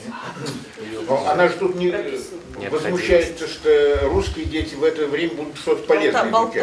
Да. Ну хорошо, но если русских детей будут запирать в пустом классе, она будет довольна? Да. Потому что это решение просто брать других детей, которые хотят изучать углубленно математику, физику, химию. У нас не все будут переводчиками татарского языка. Извините меня, у нас есть химические производства. министерства в Татарстане, где нужны специалисты, где химию должны они знать. У нас есть, я не знаю, программисты требуются, где необходимо знать информатику и физику для поступления в институты. Куда пойдет некоторым детям татарский язык? Вы дайте развиться ребенку, его способностям, а не навязывать не родной язык. И не то, что даже не родной, да, а просто сделать его добровольным. Потому что сейчас, что сейчас происходит, да, в системе образования, Министерства образования, как навязывает нам язык вот этот, да, он ограничивает права других детей. То есть вот эта смс-ка, да, она вот прям полностью передает всю ситуацию сейчас в нашем. И второй вопрос к вам, как к стихи. И более того, она подчеркивает, что ей самой татарский язык не нужен. Да, то есть его вроде как надо изучать. Да. И такой вопрос у меня. На предыдущем круглом столе вы сказали, что вы разрабатывали... что вы разрабатывали программы, учебники для русскоязычных детей. То есть здесь так у нас промелькало. Сколько процентов вы получаете за соавторство этих учебников? И не конфликт ли это интересов? Нет, я не специалист татарского языка, литературы, никакого. Вы же разрабатываете? Нет, я не разрабатываю. Я сказал, что и Министерство образования, я сказал, над этим работает. Есть там авторские коллективы, есть молодые ребята, которые не знаю. Нет, я математик, я никакого отношения к преподаванию татарского языка, литературы. Нет, я нет, вы меня неправильно поняли. И как я математик могу разрабатывать по лингвистике учебники? Но есть же у нас механизатор, министр образования работает. Нет, министр образования это несколько другое, извините меня. У нас есть и хоровик министра образования. У нас есть Так, значит, смотрите, друзья. Руководитель хора может? Друзья, я сидит же Москве, руководитель хора. Я как модератор принцип объявляю. Значит, будут выступать сторонник прежней системы образования, прежнего устройства Республики Татарстан и сторонник обновления по очереди. Ну, то, что Шамиевым и Минихановым создано. Обновление. Да. Вот от шамиевской команды сейчас будет председатель ФТОЦ говорить. Фарид Загидович. Вы не считаете представителем шамиевской команды? Ну, прокомментируйте, я вас представил так, если вы считаете, что это не так. А что это унизительно от шамиевской команды? Я что-то не поняла. По-моему, Басбалдарагас. Давайте вот сюда. Это было крылатое выражение и не унизительно. Где-то месяц назад, по-моему, вот точно такая же дискуссия была. Я ничего нового сказать не могу. Она не такая была, сегодня тема другая. Мы про государственность Республики Татарстан и про возможность ее потери не говорим. Ну, я сначала... Совсем на язык перешли. Сначала скажу несколько секунд. А можно представиться еще? Фарид Закиев, председатель Татарского общественного центра. Ну, я несколько секунд скажу. Ну, мы должны сейчас ответить на вопрос, как же нам прийти к согласию, найти решение, устраивающее обе стороны. Да, и я считаю, что у нас самое главное — это сохранить мир и согласие в Татарстане, не допустить противостояния. Вот, да, и вот на этой основе мы должны постараться понять проблемы друг друга, и должны быть должны быть терпимы друг к другу, к другому мнению, Любить должны друг друга, а не терпеть. Не терпимее быть, а любить. Ну, разные мнения есть. Разные есть мнения, но мы должны слышать друг друга, слушать друг друга и прийти к какому-то консенсусу. Вот что я хочу для начала сказать. Ну, сначала хочу сказать о постановлении Конституционного суда от 16 ноября 2004 года. Да. Да его все читали по 100 раз. Ну, все его знают. Обязанностей там нет, как юрист скажу. Обязанностей там нет. Не надо, пожалуйста. Все уже знают. Ну, обязанность, ну я скажу то, что он говорит, что обязанность исходит из Конституции Российской Федерации и из Конституции Республики Татарстан. О том, что Республика Татарстан — это государство. У государства есть два государственных языка. И, естественно, если есть государственные языки, они должны изучаться в обязательном порядке. Это естественно. Вот. Это неестественно. Так, секундочку. В государстве, как юрист скажу, не бывает. Теория государства и права изучите. Вот и все. Дайте человеку высказаться. В государстве не бывает. Мы же не Ватикан. Мы не Ватикан. Дайте человеку высказаться. Ну, насчет государства в государстве, вот есть Техас, например. Техас тоже государство. Хотите разобщить Россию, что ли? Нет, Таким зачем? способом? Поэтому Техас в нужно сплотиться. Техас в составе федерации, да, Соединенных Штатов. Это тоже государство. United States, United States, это Соединенные государства. То есть Мы не все дайте высказаться человеку, дайте высказаться. Пусть он договорит. Я праве, но мы просто знаем, да, Мы не в Сингапуре, мы не в Техасе. что представление выписала прокуратура, именно ваша организация, что вы ведете всю документацию только на татарском языке. Если вы не ведете на русском, о каком именно равноправии именно вы можете говорить? Ну дайте человеку выступить. Что вы на Все отвечают. Вы что? насчет постановления прокуратуры. Именно к вашей организации. То есть вы считаете, что мы в силу документации должны еще переводить, так что ли, да? Это не мы считаем, это прокуратура вам предписание выписала. Ну не знаю, у нас общественная организация, у нас Не никто не государственная. получает зарплаты. Где мы деньги возьмем на перевод, я не знаю. Тем более перевод должен быть официальный, серьезный. Да. То есть вы же владеете русским языком? Вы вполне хорошо владеете. Я хорошо владею, то есть я своей татарской организации должен вести документацию на русском языке. А как же? Это же государственный язык. Общественная организация. Если вы просто так кружок по интересам, то Вы вы можете приходите, вести вам будут на документацию русском на каком говорить. угодно Вы что, не приходите? Ну как раньше все ученые вели документацию на латыни, а как вы на русском должны вести? Приходите туда, на русский тоже. Кстати, ТОС так и создавался. Подождите, господа, дайте человек выступает, дайте ему выступить. ТОС вначале был Это экстремистская организация. Не надо. Историк, ТОС изначально был интернациональный. Все нации разбежались сами. И сделали из него экстремистское. Друзья, я начну просить удаляться людей, которые вносят сюда балаган. Давайте человеку дали слово. Сделали экстремист татар, а сами нет. Оказывается, его слово негатив в зале. Молодой человек, дайте человеку выступить, Я его пожалуйста. защищаю, потому что называть... Я слышу, дайте выступить человеку, пожалуйста. Сделали таким образом. Не отвлекайтесь. Ну вот на- два государственных языка. Два государственных языка. То есть из этого исходит, что обязательное обучение. Так понимаю. Так, у вас еще одна минута. Договаривайтесь, то, что вы хотели сказать.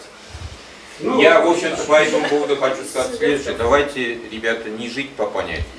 Есть наверняка законодательством урегулированное, как вести дела производства. Надо привести в соответствие с этим законодательством делопроизводства. Вот и все. Наверняка есть закон о делопроизводстве, прописано там, все там есть.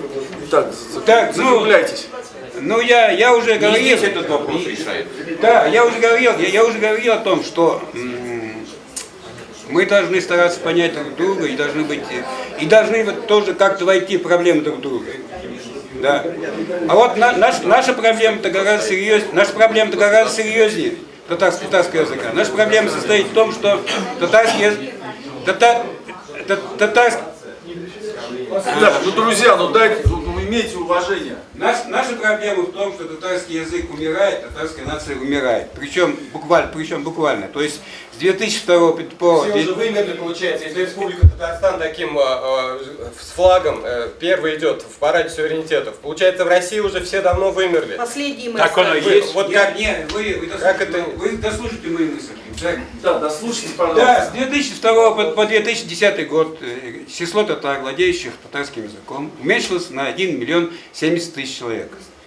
А почему она уменьшилась, если русский изучают в Татарстане? Вот у меня всегда этот вопрос. А почему чиновники не изучают? Дети чиновников, например, какое международное? Он не чиновник. Дайте человеку Я чиновник. А зачем нас Я председатель татарской организации, и меня волнуют проблемы татарского языка, татарской нации. А нас проблемы русских волнуют. Их каждый год на 1 миллион меньше становится. Да. Сфера данные взяли. Проблему здесь сфера не волнует. деятельности. Сколько На миллион можно меньше. детям-то учатся? Из переписи населения. Причем у русских в буквальном смысле. Да, И русскоязычных. на 1 миллион 700 тысяч, согласно официальной переписи. Но у вас, может быть, есть идеи в создавшейся ситуации, как эту ситуацию исправить. Сейчас ведь очевидно, вот вы же видите, да, по реакции аудитории и вообще по всей жизни, что русские не помощники татарам сохранить татарский язык. Это очевидно сейчас. Не все. Есть, но желающие, есть, но желающие, пусть ради Бога, как говорится, сам лично благословлю на изучение татарского языка. 30 лет. Давайте тихо, тихо, зал, тихо. Как вы видите, вот скажите, что нужно сделать русским? Русские, вы видите, сейчас не согласны в обязательном порядке, чтобы дети изучали татарский язык. Вы видите, это все общество русское против, не общество русской культуры, а все общество русскоязычное против. За исключением отдельных людей, которые, да, добровольно учат русский, татарский язык из принципа, из лояльности или еще из чего-то. Как быть-то тогда?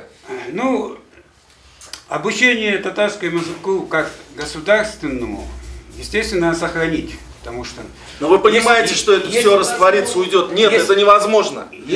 Отменят через полгода государственные... Для всех, кто живет в Татарстане. Вы знаете, что вы половина на половину здесь живут и другие национальности? 50. Здесь 50. Почему-то ошибочное мнение, что если мы живем в Татарстане, здесь все татары. Это откуда вообще взялось? У нас по переписи 50 на 50, в Казани даже больше русских.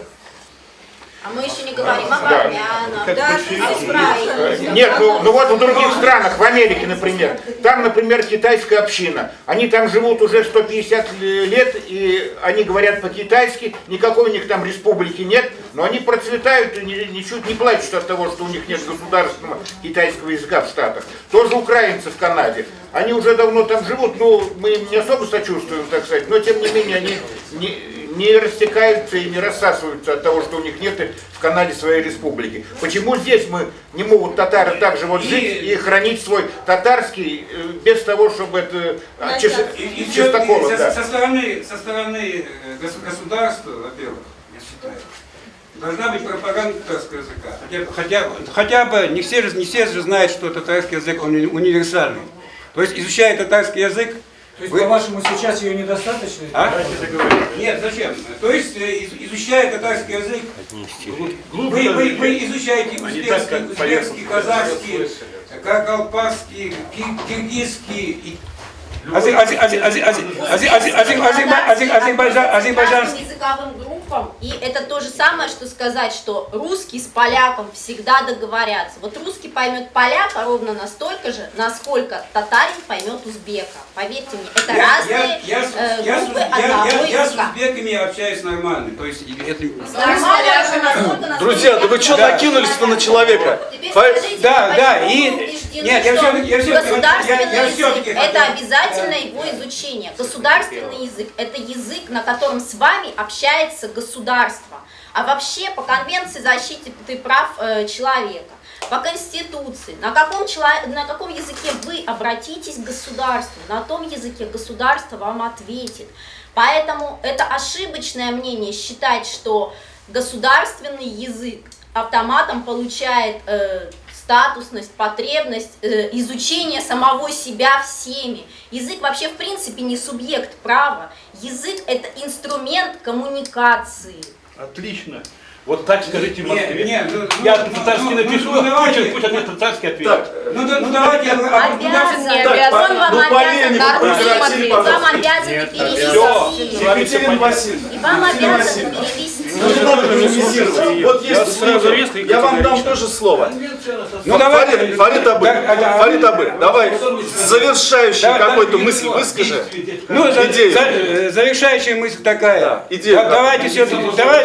Давайте все-таки будем стремиться быть европейской цивилизованной страной.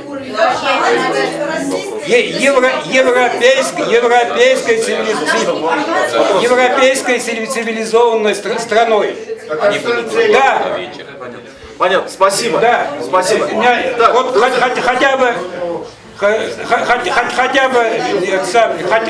хотя бы взять европейские страны, где знание одного языка является Первая компетенция. Друзья мои, Марат Вазыховичу надо идти.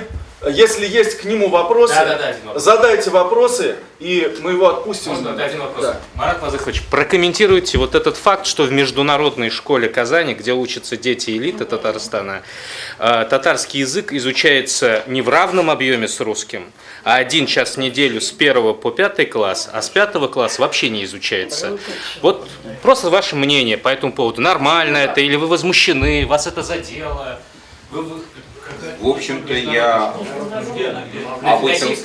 об этом факте не знаю. Но вы, наверное, знаете, вы работаете в компетентных органах, я вам поверю. В общем-то,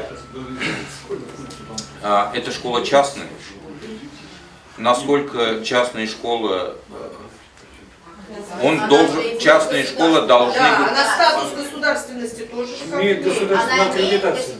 Нет, не имеет аккредитацию имеет. В школах государственных образовательных учреждениях выполнение федеральных стандартов обязательно. И кроме того, в школах, имеющих государственную аккредитацию, тоже федеральные стандарты должны быть выполнены. Естественно, и законы Республики Татарстан в части образовательной программы, они тоже должны быть выполнены. Я думаю,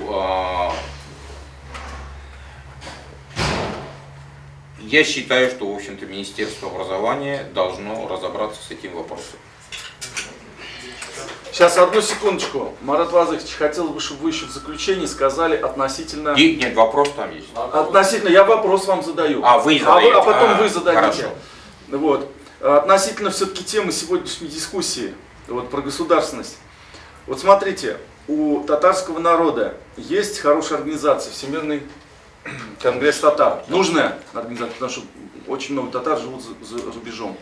2 миллиона, по-моему, да? Не только за рубежом. Ну, за пределами Российской Федерации. Да. Дальше, значит, у татарского народа есть национально-культурная автономия татар. Вот я лично убежден, да, что национально-культурная автономия — это прекрасный инструмент, проверенный, опробированный во всем мире.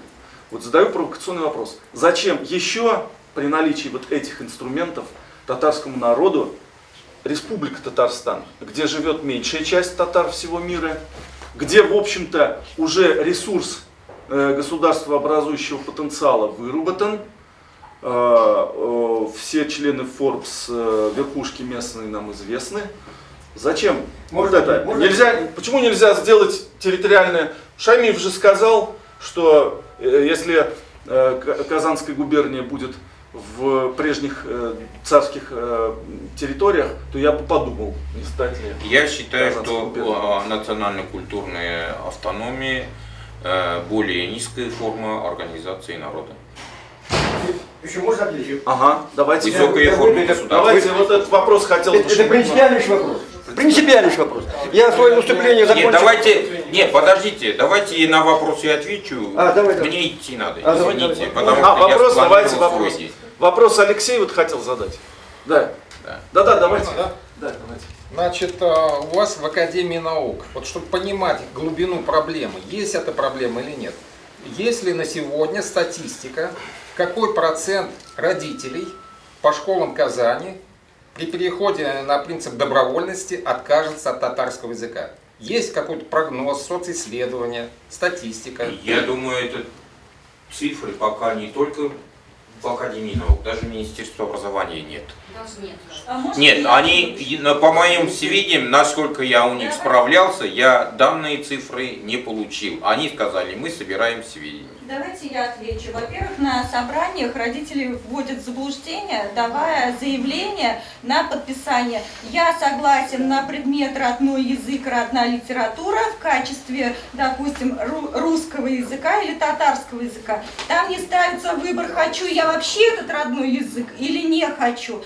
Получается, школа просто фальсифицирует результаты. И сейчас родители, которые знают информацию, читают ее в интернете, они пишут свои заявления без родного языка. А тот, кто не знает или просто лишь бы подписать, они будут подписывать на этот родной язык. И у них будет такая же статистика, как 90%, как мне недавно в прокуратуре сказали. Поэтому я считаю, что вот эти документы, да, которые они сейчас подписывают, они просто подписывают себе вот изучение татарского языка в районе 4, 5, 6 часов в неделю. Я могу ответить на этот вопрос. Также у всех Я добавлю, чтобы вам язык. было интереснее отвечать. Да. Самое смешное, те, кто написал в этих заявлениях, я выбираю в качестве родного русский язык, их сейчас приглашают в школы для чего? Переписать и указать, что их родной язык татарский.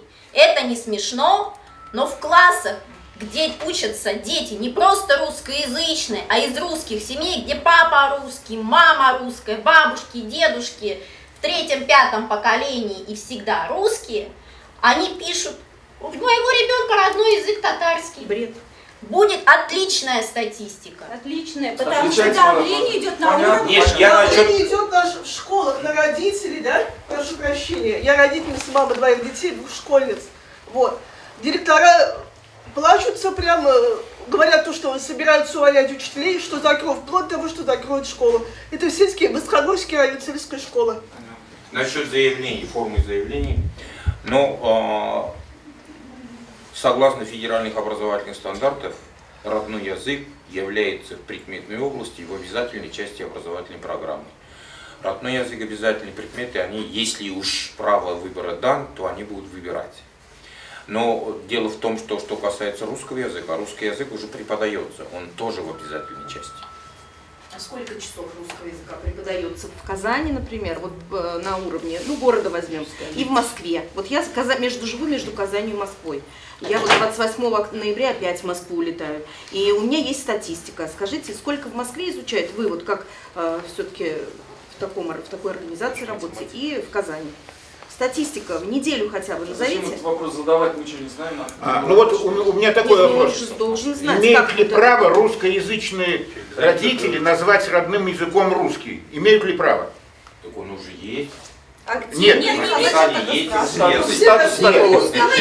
Статуса нет такого. Родной язык — это не русский язык. Нет ни методик, ни преподавателей, ни программ, ни учебников. Я в этот раз была в прокуратуре, и при мне прокурор Республики Татарстан звонил в департамент Российской Федерации, и она ему это все объяснила. И вы нам сейчас говорите, что здесь тоже русский язык есть. Поэтому Министерство образования сейчас вводит риторику, тоже непонятно из каких соображений. Вопрос стоит ровно наоборот. Сейчас в образовательных программах нет русского языка для невладеющих. Раньше был русский. Нет. Даже учебников. Учебников нет, программ нет. Учебникам обучают в Татарстане, как это не смешно. Обучают по учебникам, как по родному языку, как для владеющих. Потому что вы можете зайти в список зарегистрированных учебников, то есть разрешенных учебников, там все учебники, как по родному языку. Мы этот вопрос поднимали, в Москве поднимали, обсуждали, я участвовал в формировании ФГОС, в этих учебниках, я во все совещания хожу. И московские учителя поднимали, что такие учебники нужны. У нас 30% первоклассников не владеют татарским языком, русским языком. Они... По Фрейду. Да. Не владеют русским языком. Поэтому давайте учебники для невладеющих. У меня вопрос был не про учебники. У меня вопрос был более формальный. Каждый ребенок должен указывать, какой его родной язык. Родной язык татарский мы имеем право указывать. А имеем ли мы право зафиксировать родной язык русский? Вот вопрос в чем. Родной язык ребенок не должен указывать. У него родной язык уже определен. Определен. Как это? Определен, да. Человек не определяет родного языка. Это по национальности. По национальности, да. Нет, я говорю формально. Вы опять съезжаете на неформальный. Вы мне формально ответьте. Имеет ли право русский ребенок написать родной язык русский? Право-то он имеет, документ никто Не использует. ребенок, а родитель. Ну, родители. Конечно, конечно. Кто имеет, кто... В каком документе? Я вызывают родителей, Антон Гаврилович, понимаете, что это вопрос риторический, статус родной язык. Нет, ну вы русский скажите, язык подождите, Киева. можно вопрос? Ну вы скажите, пожалуйста, вот эти заявления, которые я конкретно как мать, меня вызывают в школу, а я сказала, что я буду действовать только на уровне прокуратуры генеральной. Я улетаю поэтому опять в Москву. И 6 декабря я опять встречаюсь с замминистра образования Синюгиной. Меня записали уже на прием. 30 ноября я еду в Росфинмониторинг по интересной ситуации с 15% надбавкой. Вопрос к вам такой. Почему нас заставляют, меня лично по WhatsApp вызывают? Я пишу, я не могу, мне некогда. Мне опять пишет классная ребенка, мы в другую школу уже перешли с кадетской. Придите, нужно подписать учебный план. Собрание, мой старший сын видео снимал, вашему сыну отдали документ, придите, нужно подписать учебный план. Да не буду я ничего подписывать, это нарушение. Все эти вопросы Вот Министерства вы мне образования. ответьте, зачем вас Я заставляют? заявление не собираю. Я их не сочиняю. Марат Вазыхович. Теперь другой вопрос. Насчет Росфинмониторинга могу сказать. 15% учителям родных языков в русскоязычных школах выплачиваются по постановлению России. Это Нет, Татарстана, нет, не Россия, везде, это по Татарстана. всей России, Нет, так, Татарстана уверяю вас. постановление. Ладно, Марат Вазыхович, следующий выступающий просил 3 минуты еще вас задержаться, потому что как раз вопрос касается... хорошо, давайте. Это Борис Бегаев. Да, я хочу сказать, что вот здесь был затронут Марат Вазыховичем вопрос по поводу того, что парламентами Республики Татарстан парламентариями было принято вот такое решение, то что русский и татарский являются равноправными. Вот, я хочу всех отослать к тому моменту, что мы на самом деле, вот сейчас есть такое словосочетание, из Америки к нам пришло, да, сейчас Трамп борется с глубинным американским правительством, которое, значит, не хочет подчиняться воле президента Америки.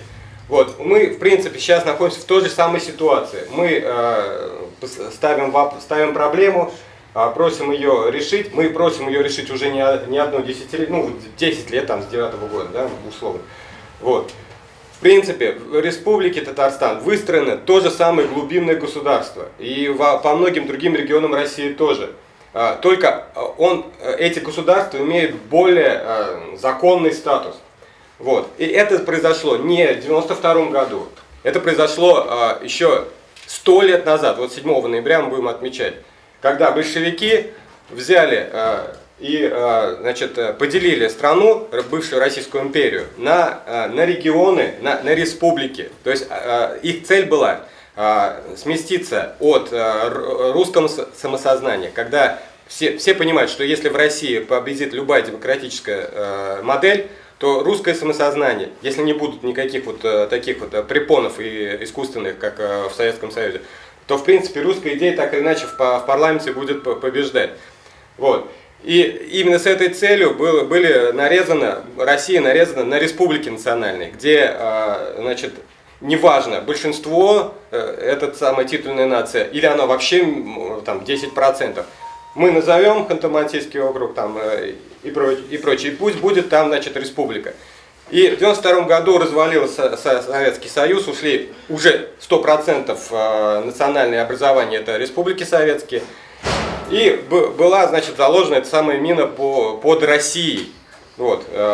Когда национальные республики, получив, в принципе, уже правительство было сформировано из титульных наций. И мы, в принципе, получили парламенты, те же, значит, сформированные на языковом, сейчас мы понимаем, это как формально существует, как на языковой принцип. На самом деле, это тоже принцип национальности. И парламент Республики Татарстан не представляет российского, татарстанского общества в полной мере. Никакие вопросы, которые мы поднимали 10 лет, активным образом не нашли зацепку в парламенте Республики Татарстан. Никогда мы вставали у Госсовета и у Кабмина, там, где угодно, и у Минобразования.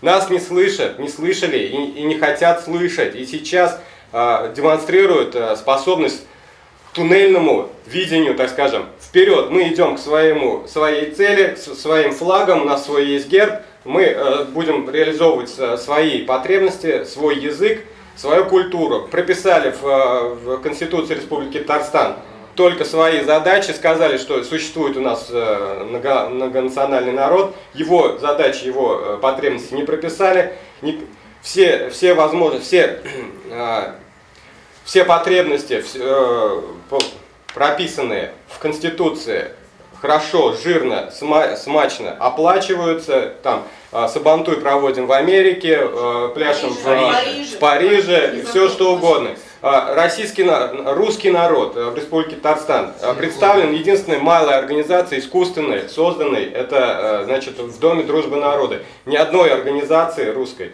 в Республике Татарстан не существует, которое существовало на официальном уровне, существовало общество русской культуры, у него отобрали регистрацию. Вот. И это я отправляю к тому, что способность говорить вот таким мысли, таким туннельным образом, не слышать, вот как на таковище. Кто у нас? Глухари на таковище. Говорить о том, что нужно поднимать национальную культуру, национальный язык и все. И при этом говорить, что у нас все прекрасно в Республике Татарстан. Вот мы получили вот эту картину, когда Республика Татарстан создавала искусственно картину толерантности, то, что у нас все прекрасно. Сейчас, когда президент России дал свое слово, заступился за русских национальных регионах, сейчас поднялась вот эта волна, которую вы опять же не хотите замечать. Вы демонстративно говорите, что это там тролли, фейки, это какое-то частное мнение, что еще? Ну, в общем, да. И вот. То есть вы ссылаясь на парламент Республики Татарстан, вы лукавите уже не одно десятилетие. И получается, что вот этому тоже хорошая очень демонстрация, как происходили выборы в Республике Татарстан. Вспомните давайте, как принималась Конституция Республики Татарстан, и референдум проводился. Москва возражала. Республика Татарстан провела, захотела, провела. В России проводился референдум, принимали Конституцию Российской Федерации. Татарстан демонстративно решил не принимать в этом участие. Когда надо было Ельцину нарисовали. За Владимира Путина голоса нужно было нарисовать. Ну, тоже нарисовали. Я был членом избирательной комиссии и активистом движения, значит, за честные выборы. И это все изнутри видел, наблюдал, как мы на 15% обрезали на участках, где мы наблюдали, относительно, значит, других участков. В Нурлате там 100% голосование. И последние выборы президенту Миниханову нарисовали 94% поддержки. Это все показывает, что парламент делает то, что хочет. И совершенно не отображает значит, мнение народа. Вот, собственно говоря, наверное, все. То, что аппарат президента Республики Татарстан хочет... Претензии кому? Вопрос кому? Вертикаль кто построил? Претензии к тому, что создаете иллюзию, что у нас все. Марат Вазыхович получает. Марат Вазыхович, прокомментируйте. Прокомментируйте. А царь-то не настоящий. Понимаете, парламент нелегитимный получается. Я еще раз. Вы такое мнение. Я еще раз повторяю. Я в этом вопросе поддерживаю президента Путина. Я за сохранение конституционного строя. Да.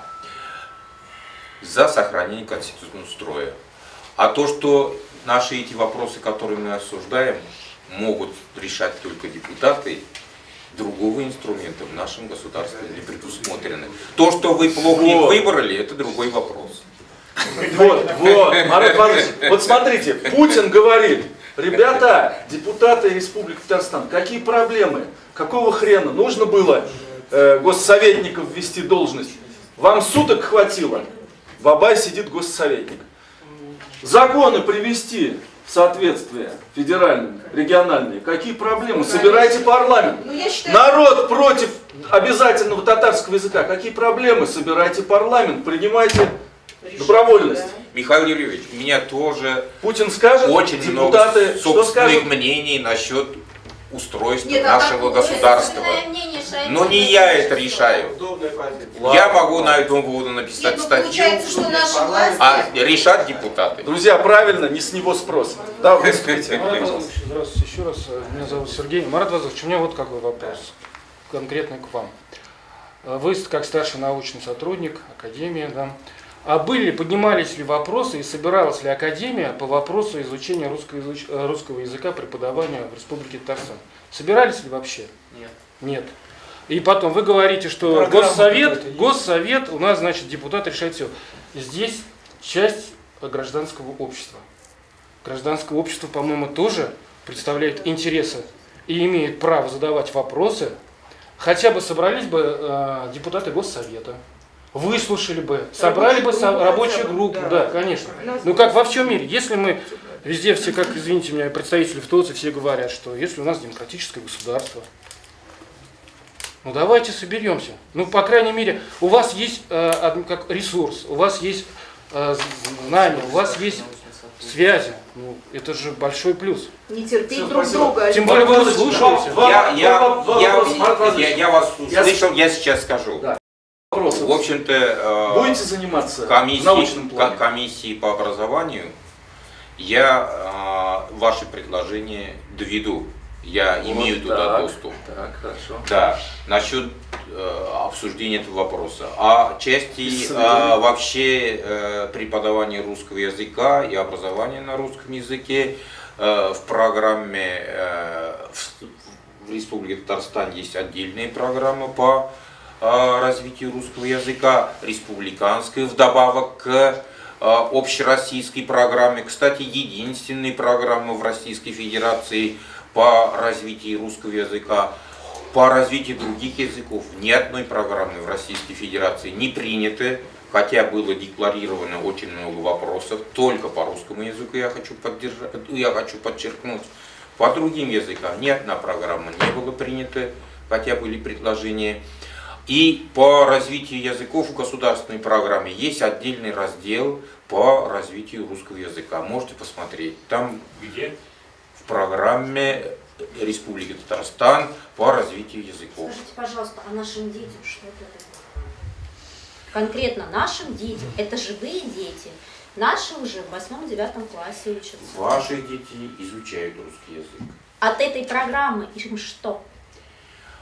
Там... Преимущество программы для русскоязычных детей. Ну вы зайдите, посмотрите. Сейчас Никаких. я вам про мероприятие.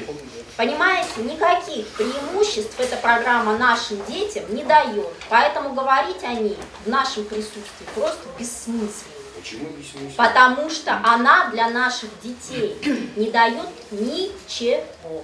Ну, вы знаете, у вас... Марат Васильевич, я к вам обращаюсь. Марат Васильевич, давайте организуем по поводу русского языка в вашей академии, где вы являетесь научным сотрудником, старшим научным сотрудником, круглый стол. Тем более вы сказали, что это доведете. У меня к вам предложение. Давайте.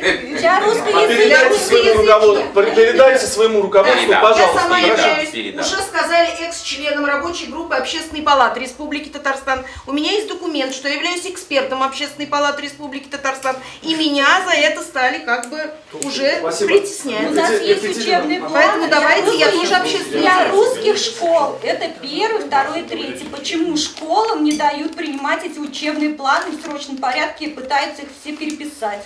Даже если были заявления многочисленных Я могу родителей. сказать на это следующее. В соответствии с федеральными образовательными стандартами учебные планы формируются учреждениями образования самостоятельно с учетом национально-регионального содержания образования и региональных законов. Ну, как мы видели, письмо от 3 ноября уже появилось в РАНО, и, соответственно, они дойдут до школ. Соответственно, у школ самостоятельности нет. Даже на основании заявления родителей. Вы не обратили внимания на конец моего ответа. Там написано с учетом национально-регионального содержания образования и региональных законов. В первую очередь, с учетом интересов, потребностей конкретных учащихся это должно быть. Может быть, я вам закон говорю. Это не может быть, так и написано в федеральных стандартах. Какое право Министерство образования имеет вмешиваться в содержание образовательных программ школ?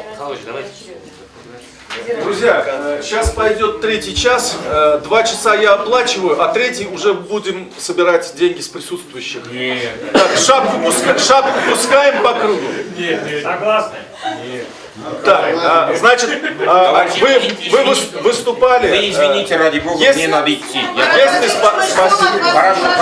Спасибо, сейчас, минуточку. Есть еще желающие, кто ни разу не выступал? Кто ни разу не выступал? Есть желающие? Вы уже выступали. Кто ни разу не выступал? Есть желающие выступать? Мне Фан Валишин же хотел сказать. Куда? Я ему дам. Я говорю, кто ни разу не выступал. Есть? Так, тогда, Павел Долгач, давай итог подводи. Ну, попытаюсь, ну, ты будешь подводить, но я просто по поводу, почему Татарстан должен быть всегда в структуре России. Только без шума, ребят, я тут серьезный вопрос. Не губерния должна быть, Татарстан, вот как он есть. Значит, почему? Это вот, когда ответы вот, сходу эмпирически не скажешь, вот, допустим, есть математика, да? Математика проводит моделирование и отвечает на то, что не очевидно. И, так вот, есть онтология, значит, онтологические центры, значит, их за всю историю земной цивилизации всего 5. Да. Вот я являюсь основателем вот, новой онтологии, которая продолжает эту онтологическую традицию. Онтология появляется на свет как философский методологический центр. Поскольку структура онтологии состоит из философии и методологии. И вот это та философия, которая внутри онтологии, есть подлинная философия. Все другие философии, которые вы знаете, историю философии, все осколки оттуда. И критерием измерения этой философии не является мнение там, академиков там, или там, гражданского общества, а работающая методология. Значит, так я вот это стратегию динамизма, которую сейчас представляет онтология, да, опробировал на самых строгих критериях, то есть я входил, например, в сферу науки, в науке есть нерешенные проблемы, и благодаря стратегии динамизма мы их решили, и которые сами физики, математики не могут. Это, значит, поскольку онтология – это структура реальности, пронизывающая все сферы, в том числе и политику, и саму цивилизацию, то, опробировав таким образом, можно их переносить, без всяких экспериментов на человеке. Это самый гуманный способ обновления дел на земной цивилизации. Более того, именно наличие онтологии превращает земную цивилизацию в космическую цивилизацию. А сейчас пока земная цивилизация пребывает в пещере, платонской пещере, то есть в теневой реальности. Там многие измерения реально их не осваиваются, а те, которые осваиваются, они деформированы. И поэтому наука, которую мы вроде бы все почитаем, существующая наука не выполняет свою задачу на Земле. Потому что она подчинена вот системе торга спирит Творца, и те измерения, которые наука осваивает, они не полны. А их надо переносить. Вот Пифагор этим занимался в свое время. Его убили, школу уничтожили, теперь я занимаюсь заново. Ну подожди 3 минуты-то. Полезно же тебе. Так, 30 секунд осталось. Ну, зачем уж так, 30 секунд. По поводу Татарстана. Так вот, Татарстан, значит, почему нужно сохранить Татарстан в структуре России, российской цивилизации?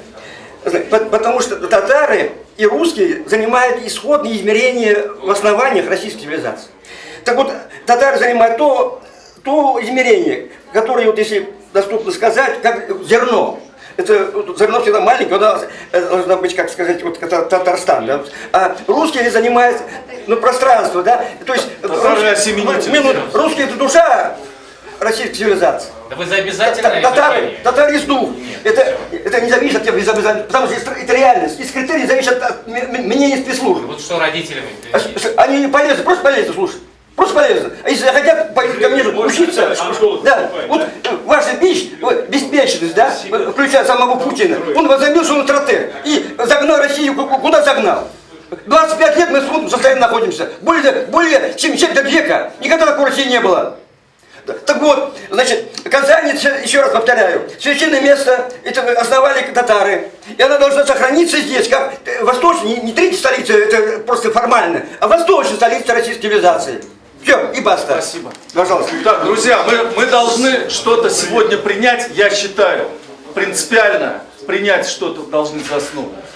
Значит, вот я выслушал, да, я формулирую завершение. Сейчас только реплика, там одна минута может быть чья-то. Давайте я сформулирую то, что сегодня вот наше сообщество породило. Я поэтому просил Фарида остаться.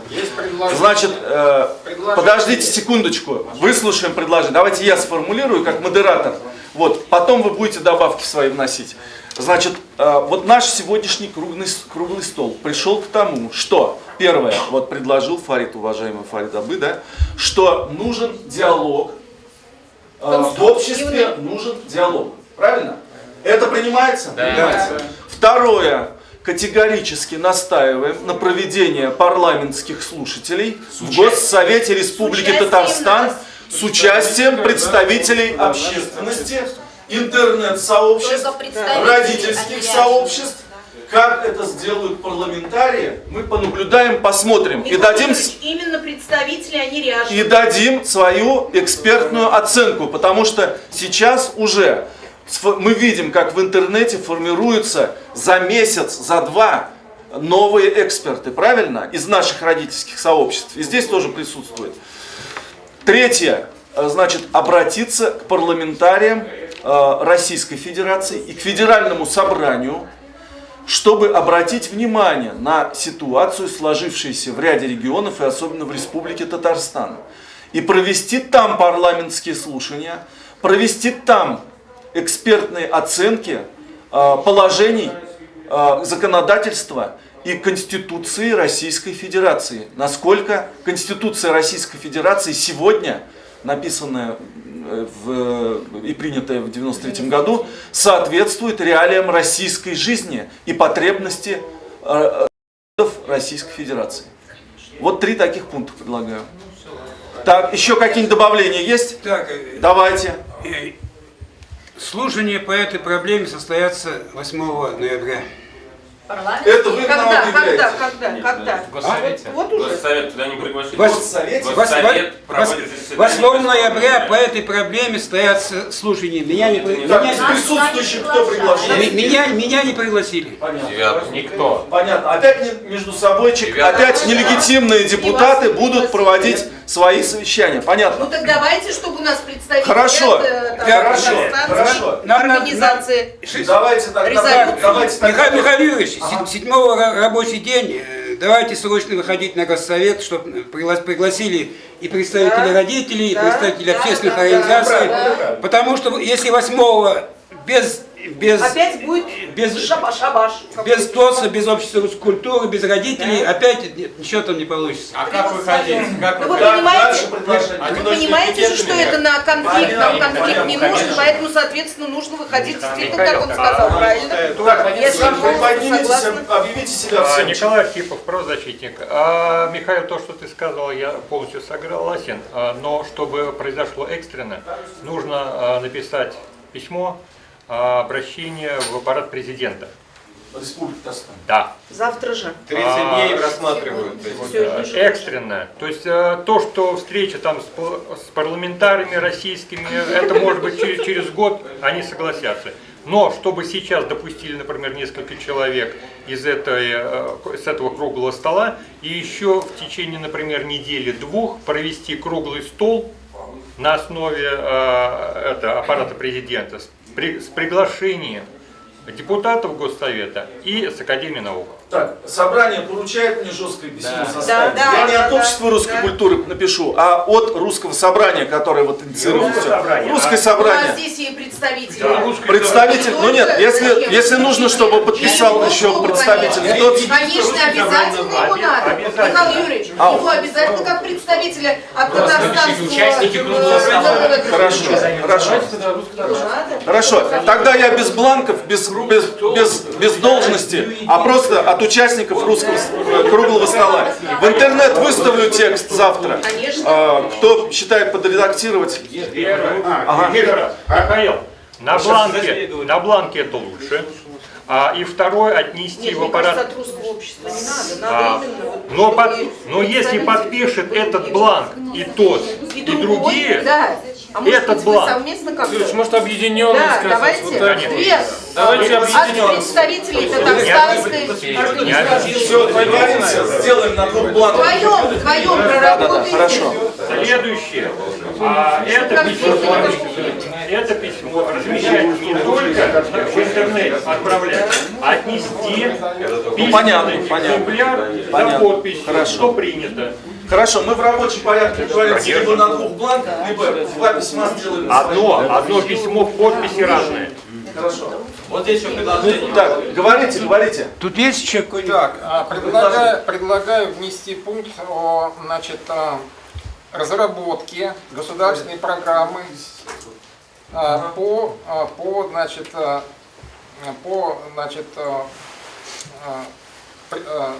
усилению привлекательности изучения языков народов России.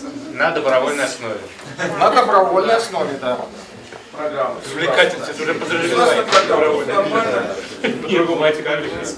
Так, давайте, кто еще что хочет сказать, и будем... Ну вот, Миша, я хотел сказать, как я понял, все противоречия коренятся вот в этом самом словечке Татарстан республика в скобках государство. Государство, да. То есть это получается у нас государство в государстве. Да, Это явно забивается клин с самого начала. Это то, что Ельцину продиктовали американские советники, видимо, в 93-м году, которых там было больше, чем кого бы то ни было.